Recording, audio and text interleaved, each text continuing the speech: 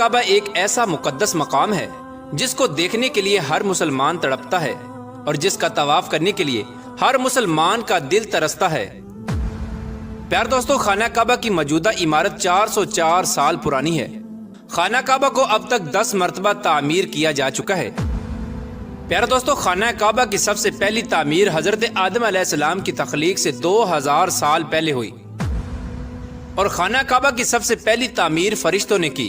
جس طرح کہ تفسیر قرطبی میں لکھا ہے کہ جب اللہ تبارک و تعالیٰ سے فرشتوں نے کہا کہ انسان تو تخلیق کے بعد زمین میں فساد برپا کرے گا اور بہت خون ریزی ہوگی، جس پر اللہ پاک نے فرمایا کہ جو کچھ میں جانتا ہوں وہ تم نہیں جانتے، فرشتے یہ گمان کرنے لگے کہ اللہ تبارک و تعالیٰ ہم سے ناراض ہو گیا ہے۔